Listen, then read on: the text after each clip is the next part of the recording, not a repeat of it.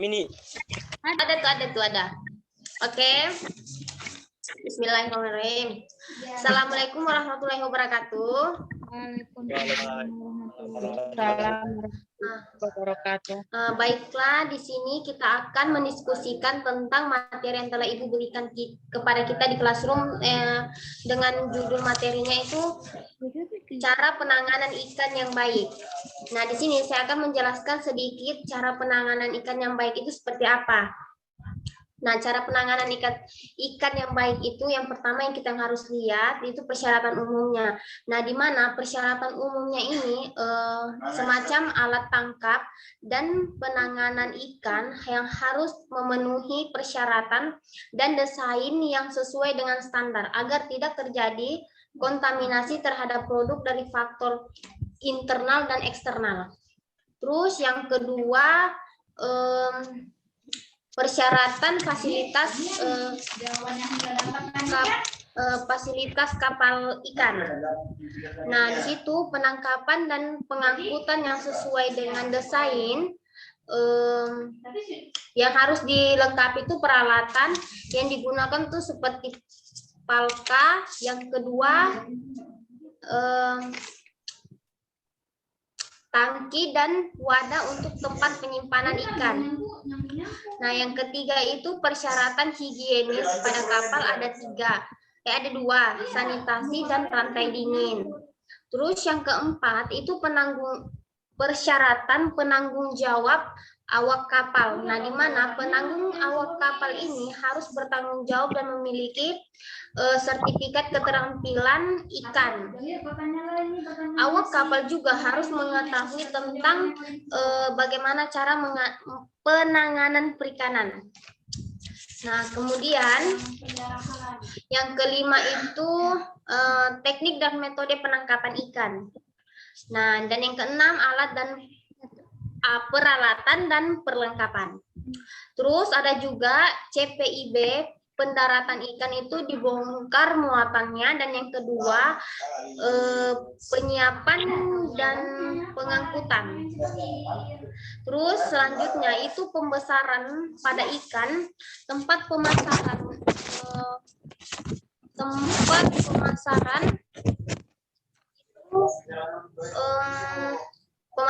ikan dan pelaku usaha yang memaparkan produknya. Terus selanjutnya pelaku usaha yang harus dilakukan dengan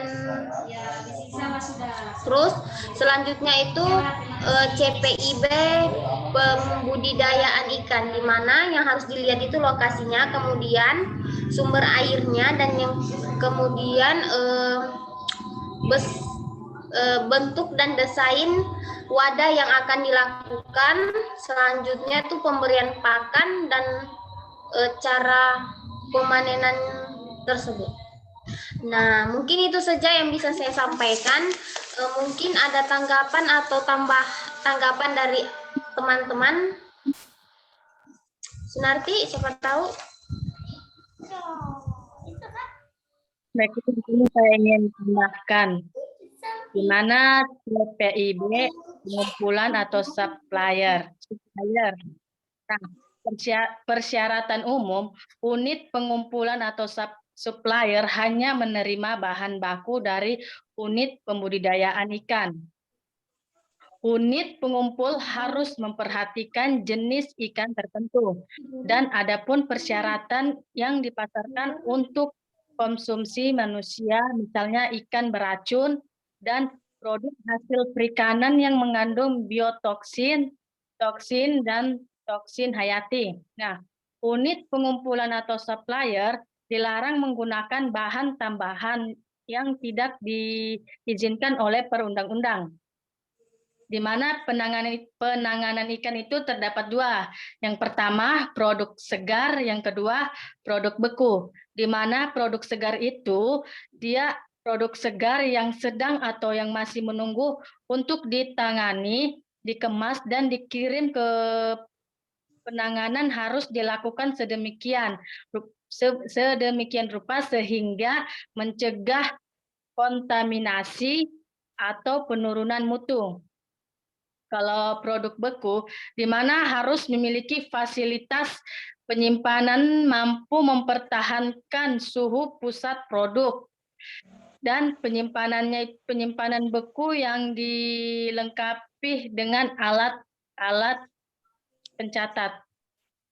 Mungkin ada yang mau menanggapi atau menambahkan. Sekian. Aku mau Silahkan. menanggapi, Pak. Kalau misalnya kan tadi kata Saudara Sunarti kan penanganan itu kan ada dua cara, yaitu produk segar sama produk beku. Nah, kalau dari kedua cara tersebut ini yang lebih efektif dan lebih efisien itu yang mana? Apakah dari produk segar atau produk beku? Yang maksudnya yang Kalau lebih efektif menurutku sih, atau efisien? Kan dari masing-masing dua cara ini kan pasti kan ada kelebihan dan kekurangannya kan begitu. Atau mungkin ada dari saudara dan saudara yang lain? Kalau menurut saya itu lebih baik itu lebih apa? Apa tadi anunya? Pertanyaannya, Daus? Bukan pertanyaan, menanggapi maksudnya kan tadi kata saudara Sunarti kan penanganan itu kan ada dua cara. Yang pertama yaitu produk segar dan produk beku. Nah, dari kedua cara ini atau metode ini yang lebih efisien atau efektif itu yang mana? Apakah produk segar atau produk beku gitu? Ya, produk segar, penanganan ikan segar. Menurutku sih juga kayak gitu, produk segar. Karena itu kan merupakan salah satu bagian penting dari mata rantai industri perilaku karena dia mempengaruhi dapat mengurangi mutu.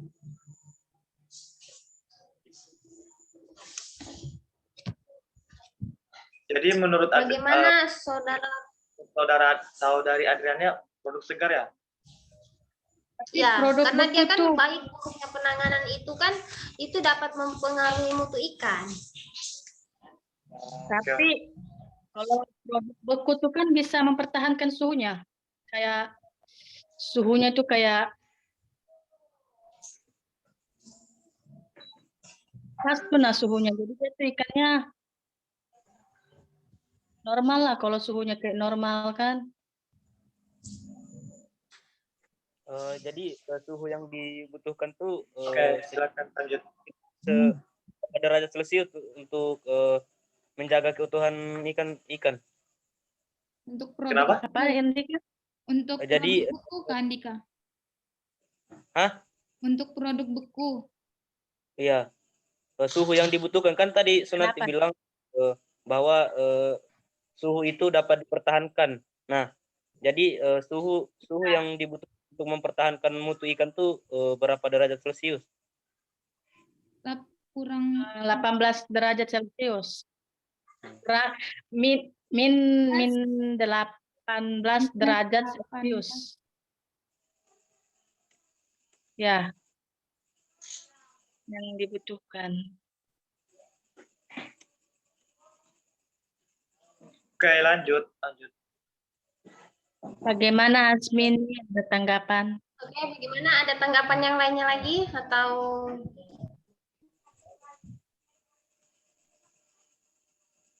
bagaimana Saudara Mini?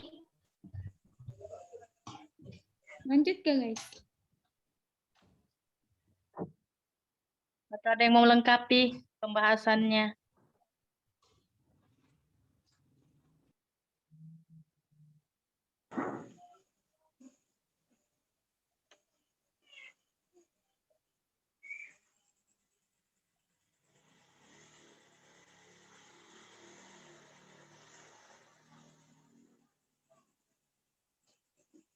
Bagaimana Saudara Andika? Kalau misalnya penangkapan di kapal kan ada 3 tuh kan tadi. Maksudnya ada 3 teknik, yang dimana pertama itu ada teknik wolfing, kedua selfing, 3 boxing. Nah, apakah pada saat penangkapan itu menggunakan 3 teknik ini atau cuma satu, atau di antara dari ketiga teknik tersebut? Menurut kalian gimana? Kayaknya salah satunya aja, sebab kalau 3-3 nggak mungkin lah kan. Iya. Kalau misalnya dari salah satunya itu yang lebih bagus tuh teknik yang mana? Kalau menurut saya Boxing lah. Boxing. selfing. Selfie. Iya, Kalau misalnya saudari Adriana pilih selfing, itu apakah kan kalau penangkapan ikan kan pasti menggunakan perahu atau kapal tuh. Nah, nggak semua kapal tuh kan pasti ada yang kapal besar, ada kapal kecil. Apakah semuanya tuh menggunakan teknik selfing? Tergantung tergantung kayaknya. kapal sih menurut saya. Kalau saya tuh kapal. Iya, tergantung muatan kapal tuh. iya. Karena tidak mungkin juga menggunakan metode apa tadi? Selfie. Selfing kalau kapalnya kecil. Iya. Karena Betul.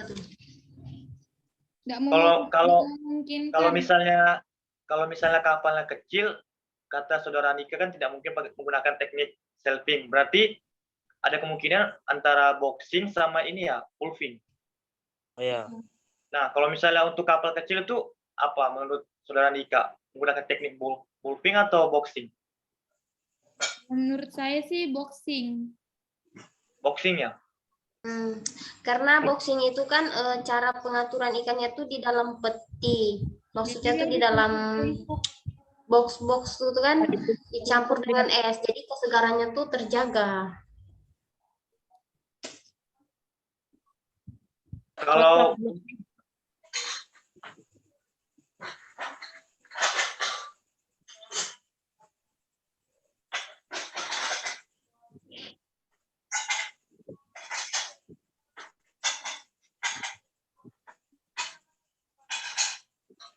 ayo lanjut materinya tadi. Ya, siapa lagi selanjutnya ada yang bisa menanggapi atau menambahkan atau beropini lebih luas tentang cara penanganan ikan yang baik? Apakah Daus ingin menambahkan? Apakah saudara Asmini? Saudara Andika, apakah ada tanggapan? Ya, baiklah di sini saya akan memberikan sedikit tanggapan tentang terkait prosedur segar, produk beku dan produk yang dilelehkan. Nah, di sini produk segar itu adalah produk yang sedang atau masih menunggu untuk ditangani, dikemas dan atau dikirim. Harus diberikan es atau disimpan di ruangan dingin yang mampu mempertahankan suhu produk pada titik leleh es. Penanganan harus dilakukan sedemikian rupa sehingga mencegah kontaminasi atau penurunan mutu. Filet dan potongan ikan harus segera diberi es atau disimpan di ruangan dingin atau apabila perlu dikemas dan diberi label sesuai persyaratan. Nah, kemudian di sini saya akan memberikan sedikit masukan terkait kan pasti kan menggunakan alat tuh atau perlengkapan. Nah, itu peralatannya tuh boleh nggak maksudnya? Apa? Kenapa?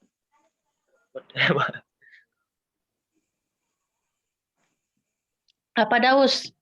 Enggak, lanjut. Oke. Di sini saya akan memberikan sedikit masukan terkait produk. Ini harus memiliki fasilitas penyimpanan yang mampu mempertahankan suhu pusat produk 18 derajat Celcius.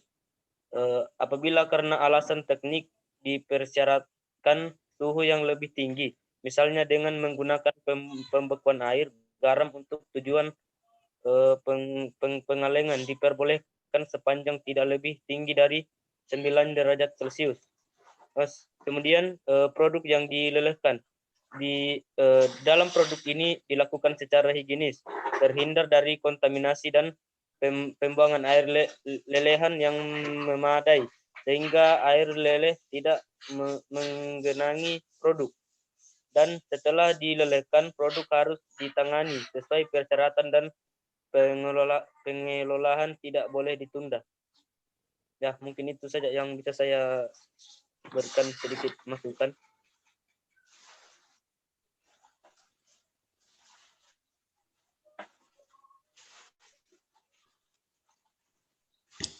Nah, bagaimana? Masih ada tanggapan dari saudara dan saudari? Sunarti, Asmini.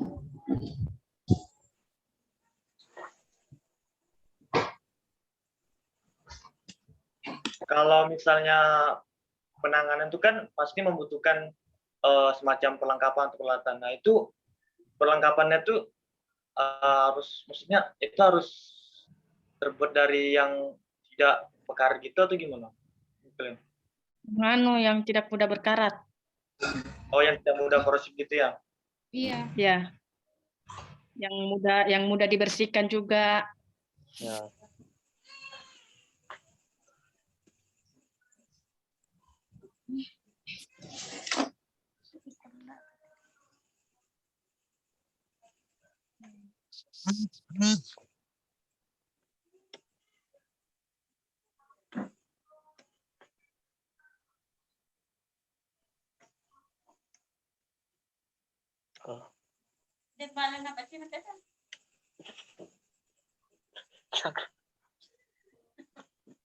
Bagaimana Daus? Atau ada lagi mau dijelaskan atau mau disampaikan? Ada yang mau ditanya kan? Asmini.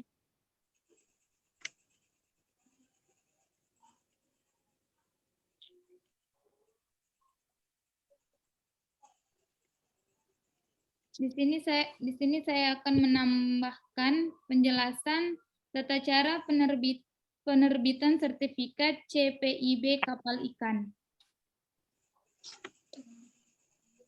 Materi kelautan dan perikanan mendelegasikan kapal Direktorat Jenderal Perikanan Tangkap yang disingkat DJPT. Yang pelaksanaannya dilakukan oleh kapal pelabuhan sebagai unit pelaksanaan teknis atau pusat daerah.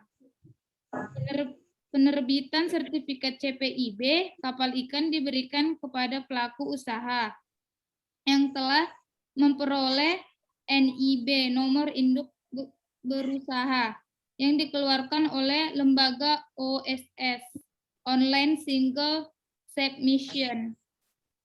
NBIB mulai berlaku tahun 2018. Menggantikan perizinan TDP, Tanda Daftar Perusahaan. API, Angkatan Pengenal Impor. Juga akses kepabeanan sebagai eksportir dan importir. Pelaku usaha yang dimaksud adalah perseroan terbatas, perusahaan umum daerah,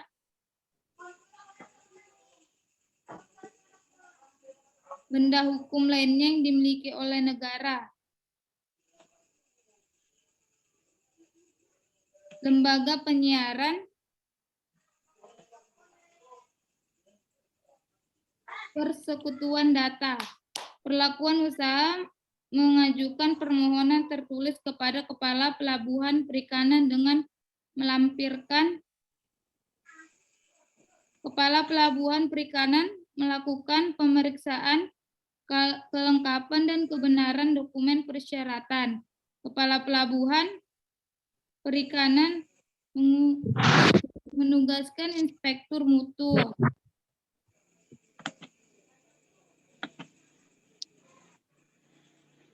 Setiap kapal perikanan yang telah memiliki sertifikat CPIB dan melakukan kegiatan pengolahan ikan dan pembukaan atau pengolahan ikan dan penyimpanan beku di kapal perikanan harus menerapkan prinsip hazard and analysis critical control point. Itu saja tambahan dari saya.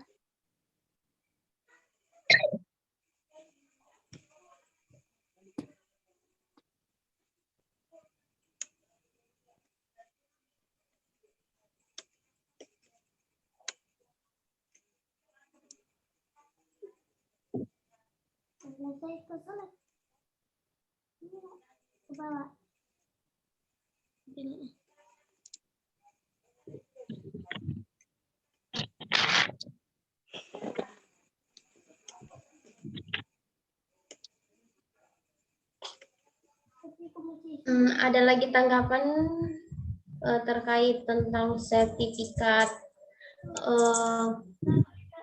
CPIB kapal ikan?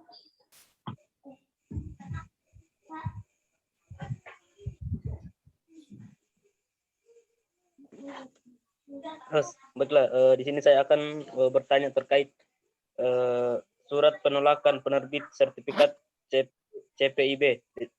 Nah, penolakan seperti apa yang dilakukan ketika kita mengurus surat sertifikat CPIB ini? Coba ulangi Andi ya. Di sini kan tadi dijelaskan sama saudari Hasmini bahwasanya surat penolakan penerbitan sertifikat CPIB disertai dengan alasan dalam hal hasil inspeksi tidak sesuai. Nah, penolakan seperti apa yang dilakukan ketika kita mengurus sertifikat CPIB dan tidak disertai dengan alasan yang jelas? Penolakan seperti apa yang di Waktu itu data-datanya itu enggak Iya, enggak valid. Mungkin karena nggak sesuai dengan persyaratan yang tertentu yang terdapat dalam sertifikat CPIB kapal ikan. Ya, yang sudah ditentukan sama apa? Kan sudah ada persyaratan itu bagi. Berarti dia bisa tahu apa aja.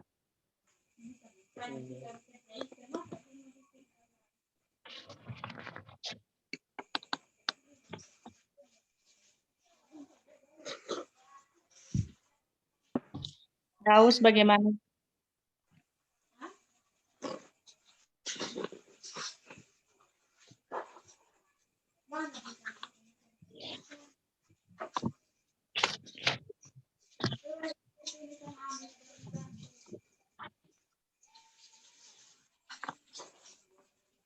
Aku ingin bertanya, Bang. Menurut kalian, kan kalau misalnya ikannya itu kan sudah ditangkap nih ceritanya, terus disimpan di palka, terus dikasih es batu gitu, pembukuan agar menghambat kontaminasi pada tubuh ikan tuh. Nah, kan kalau misalnya ke laut tuh, kan maksudnya pasti kan tangkap ikan itu kan di laut lepas tuh. Nah, pada saat ikannya sudah dibersihkan, taruh di palka, dikasih es batu gitu. Nah, dari laut lepas ke daratan itu kan pasti butuh berapa hari atau berapa jam gitu.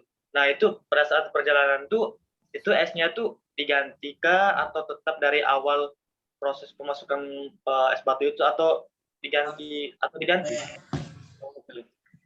Kayaknya diganti sebab es batu tuh kan mencair kalau macam suhunya tuh tinggi, suhu panasnya tuh tinggi, nggak mungkin tetap. Kalau jadi diganti ya? Menurutku kalau di kapal, kalau kapal kan pasti tuh kapalnya tuh yang kalau buat khusus yang di laut lepas tuh kan bagus lah. Jadi kayaknya tuh punya kayak freezer, kulkas. Iya, perlengkapan alat. Ya. Jadi artinya itu kan tidak kayak mencair disimpan dalam box saja, kan ada sudah freezer apa itu namanya? Iya. Freezer. Nah. Oh, berarti diganti ya? Saya kira nggak diganti sampai di darat gitu, sampai di lokasi. Kalau macam berhari-hari mungkin diganti kali, tapi kalau macam sehari enggak lah.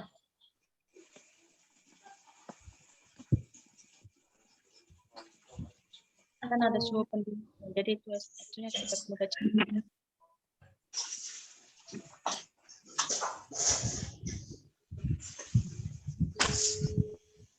apa jenis es batu digunakan tuh apa? Seperti ada tuh jenis. Apanya? Es batunya tuh kalau digunakan tuh dihancurkan atau kayak satu batang itu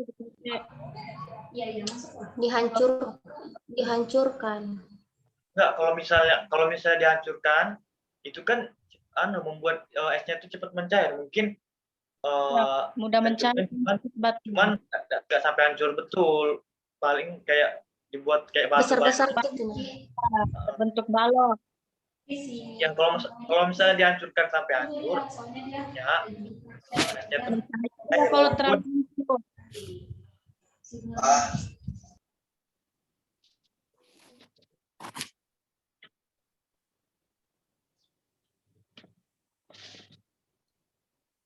terus kalau misalnya menggunakan air laut baru didinginkan tuh apakah harus diganti juga atau enggak? Kayaknya harus diganti juga ya kayaknya. Kayaknya sih. apanya diganti? Airnya ya? Iya kan kalau misalnya kan ada dua tuh, maksudnya bukan dua sih. Maksudnya kan bisa menggunakan air laut yang didinginkan. Nah, kalau misalnya menggunakan metode air laut yang didinginkan tuh apakah airnya itu harus diganti juga atau gimana? Menurutku sih diganti. Iya. Kalau sudah kelamaan. Karena takutnya kelamaan kan mengandung bakteri. Iya, airnya tercemar. Jadi ikan bisa membusuk karena air. Itu waktunya sisa 10 menit lagi. Kenapa? Suaramu Adriana. Waktunya sisa 10 menit lagi. Langsung penutup aja kali ya. Ya kesimpulan lah.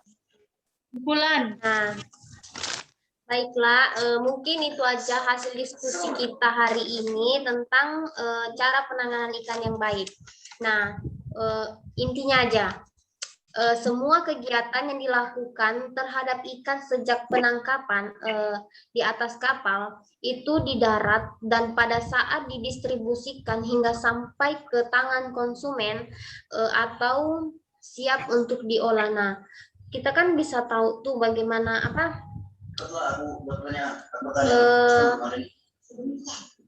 cara penanganan ikan yang baik seperti apa kan? Nah, mungkin itu aja. Sekian dari kita. Assalamualaikum warahmatullahi wabarakatuh. Waalaikumsalam warahmatullahi wabarakatuh. Sampai jumpa. Aku Bisa kami nih? Bismillah.